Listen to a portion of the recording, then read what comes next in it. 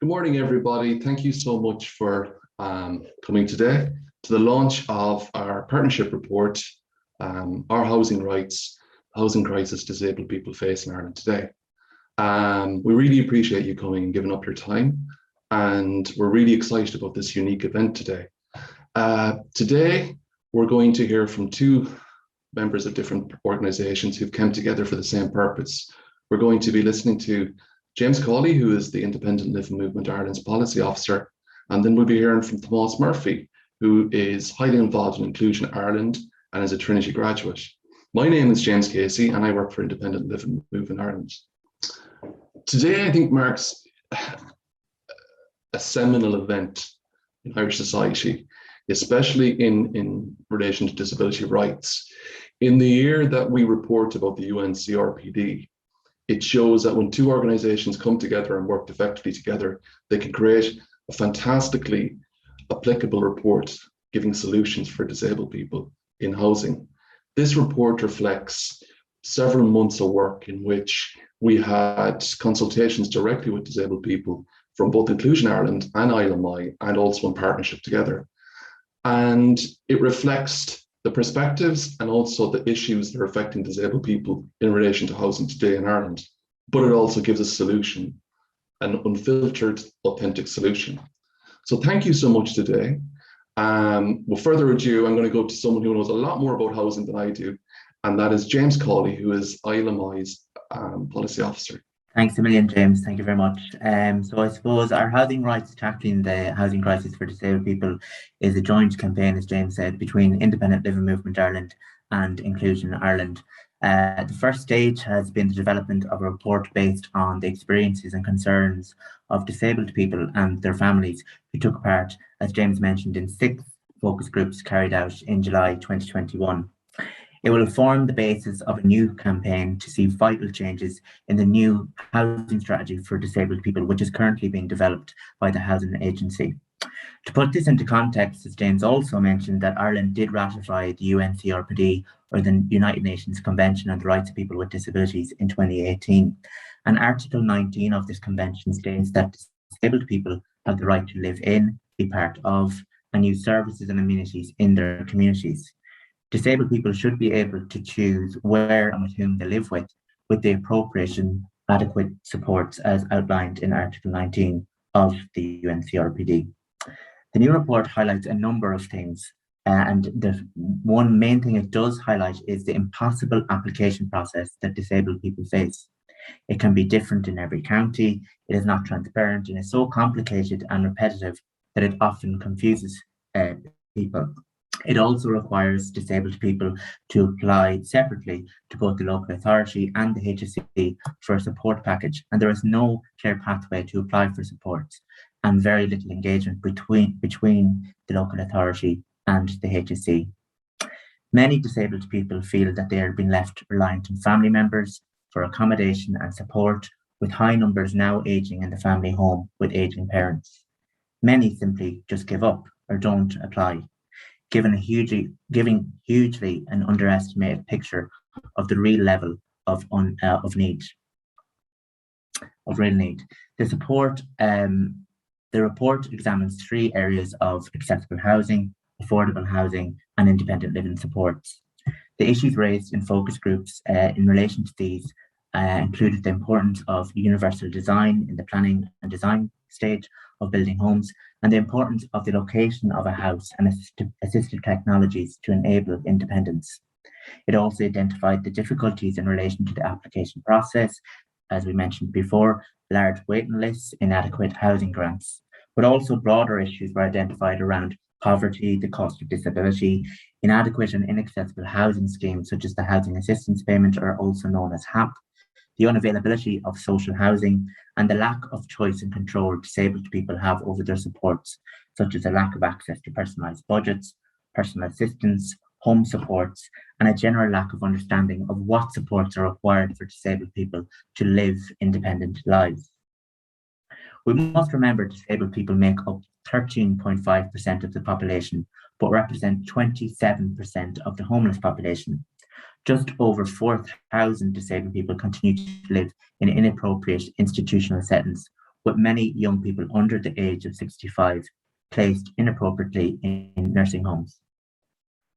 As the budget looms, we need to continue to invest in disabled people's lives. And in summary, some of the key messages and recommendations that we've pulled from this report this morning are as follows. As we've mentioned already, at present, there is a housing crisis for disabled people. The system of applying for a house and independent living supports, such as personal assistance services or home support, are very hard to get at present and is an extremely complex process. And it is characterised by a lack of transparency and little cooperation between local authorities and the HSE. We need to establish a central, uniform, accessible application process for housing and independent living supports, and we need government departments, the HSE and local authorities to communicate, to work together and to put systems in place to ensure houses and supports are offered to disabled people simultaneously. This will ensure disabled people's rights are upheld as per Article 19 of the United Nations Convention on the Rights of People with Disabilities. Accessible homes are like trying to find a needle in a haystack. This is part due to the inadequate and weak regulations such as Part M and a lack of enforcement of these regulations. What we need is to ring-fence 7.5% of all new social housing and housing provided by approved housing bodies for disabled people. An accessible house or home is much more than physical access. It includes the location, accessible transport links, in-home support, assistive technology, and much more. We need to start think about building genuine inclusive societies and communities where we can hop on that bus, pop into that post office, go to the local shop or pub. Local authority housing adaptation grants, as we mentioned as well, are inadequate and have a harsh means test. There needs to be a review of this, or we need to even abolish the means test for housing adaptation grants and make it available to people building their own home also. There are virtually no affordable homes that disabled people can afford given excessive poverty rates and the cost of living with a disability in Ireland. We need to ensure that disabled people are given the opportunity to access education and employment to dismantle the many systemic barriers we face as disabled people. Finally, just to wrap up as well, there are just over 4,000 disabled people living in appropriate institutional settings, as people under 65, as we've mentioned as well, and living in congregate settings. Many disabled people are living in the family home with an aging carer, of whom at least 400 are over the age of 80. The government and HSE must plan to move people under 65 living in nursing homes into independent living arrangements as per Article 19 of the UNCRPD. The government needs to set out a plan that is fully costed to move the remaining residents from these settings into appropriate community settings to live a life of choice, dignity and respect. A way of doing this would be by increasing home supports and by introducing legislation to put personal assistance services on a statutory funding. This, of course, would move some way towards realising Article 19 of the UNCRPD. And finally, as today, our Housing Rights, Tackling the Housing Crisis Disabled People Face is available now and live on both of the organisation's websites. So you can visit our website, which is www.ilmi.ie or www.inclusionireland.ie. Thank you very much, and I'll hand you back to James. Thank you very much, James. And I think that was really comprehensive, and it just goes to show the level of participation and cooperation we had, and also the level of partnership within these groups that we had consultation groups with. Again, our report, combined report, is available on both websites, ilmi.ie and inclusionireland.ie, and it's live today, so you can grab that report and enjoy it for the rest of the evening. So thank you so much, James. And now we're going to go to Tomás, and Tomás is from Inclusion Ireland, and Tomás is going to talk to us, Tomás Murphy, about his housing journey. Thanks, Tomás. Thank you, James. My name is Tomás Murphy. I am one of 3 South Africans who have an intellectual disability on the board of Inclusion Ireland. Our advocacy work is important because we want Ireland to be more inclusive for everyone. We want people to know that disabled people can participate fully in society when they have the right support. I work I have a social life. I volunteer, and many other disabled people do too. I work for A&L Goodbody 2 days a week, and I enjoy my work and being part of a team. At the moment, I live at home with my mum. I have my own life and routine. I would love to have my own apartment or house place. My independence means a lot to me, and housing is part of that. I'm on the local social housing list. I don't know where I am on the list, or exactly how long I have been on the list for, but I have been on it for a few years.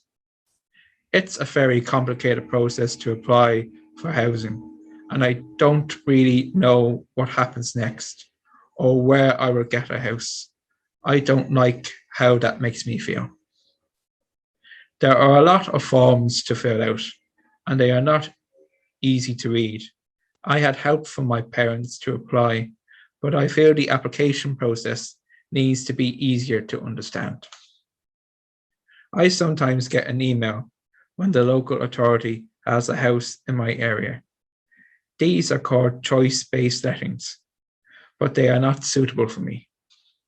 I need to stay in my local area. I know the area very well.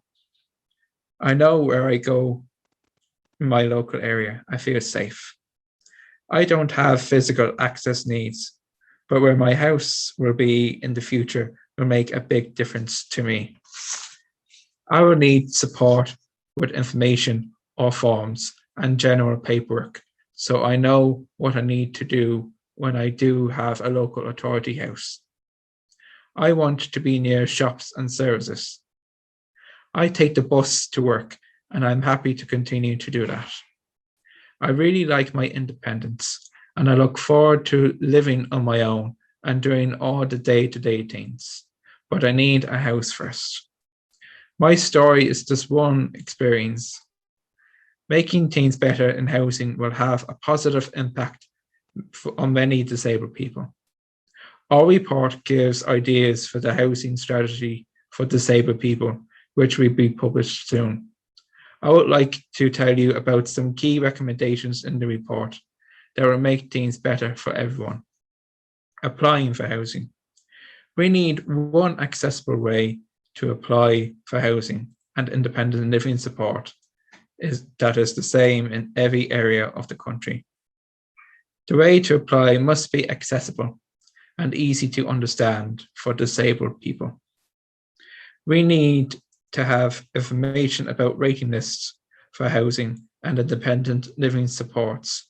This information needs to include where people are from and how long they have been waiting. Accessible housing. 7.5% of all new social housing and affordable housing must be for disabled people and designed using universal design. This will mean housing will be accessible for disabled people. Independent living supports. The HSE, the Department of Housing, and the Department of Children, Equality, Disability, Integration and Youth must work together to put systems in place that make sure housing and supports are offered to disabled people at the same time. Housing without supports is useless. The government must make laws to put personal assistance in place for people who need it. We need advocacy support when applying for a house, applying for a support package, or applying for a personal budget. Affordable housing. The government needs to spend enough money on housing and independent living support packages. These need to be available to all disabled people, no matter what needs they have. The rules for the Housing Adaptation Grant must be looked at and changed to make it better, so people can change their house to make it more accessible if they need to. Part M of the building rules need to be looked at and checked so houses are accessible when they are built. Nursing homes and congregational settings. The government and the HSE must plan to move people under 65 living out of nursing homes into independent living arrangements in the community. The government must make a plan, move residents from congregational settings and residential services into independent living over 5 years. We hope that these recommendations, when they are put into action, will really tackle the housing crisis disabled people face. Thank you. Thanks, Tomás. That was brilliant. That was really deadly. And thank you for listening to all of our speakers today. I think listening to Tomás's personal story and the practical solutions Tomás comes out with, and also James, it illustrates it doesn't matter what people's impairments are. The disabled people face the same issues again and again and again with housing in Ireland. And this occasion, I use the word unique, and I don't use it lightly. I use it in its literal form. This hasn't happened before, where two organisations, ILMI is Disabled Persons Organisation, and Inclusion Ireland, which advocates strongly for the voice of people with intellectual impairments, have come together and created a housing report directly with consultation of its members and the wider disability collective to give solutions to the issues that are affecting disabled people in housing. There is a housing crisis, but there's always been a disabled person's housing crisis. It's always existed. And I think this today is a fantastic opportunity where we can get an authenticity of voices and perspectives and solutions to this crisis. So I want to thank everybody for today, and I want to again reiterate that both the reports are on our respective websites, inclusionireland.ie and ilmi.ie. This webinar is also going to be recorded, and there will be subtitles placed on it, as well as ISL. I want to thank the staff of ILMI, James Cawley and Damien and Susan and Nina for doing the communications. For a great job. And I want to thank all the staff in Inclusion Ireland as well, Julie Allen for the great communications, Mark, Lorraine. It's really been an exciting and a vibrant experience to be part of this. And I want to thank you today for coming to this. In the year that Ireland reports about the CRPD and the rights of people with disabilities, it illustrates that people are finally talking directly to disabled people. So thank you so much again, and please visit both our websites, have a look at the report. Thank you.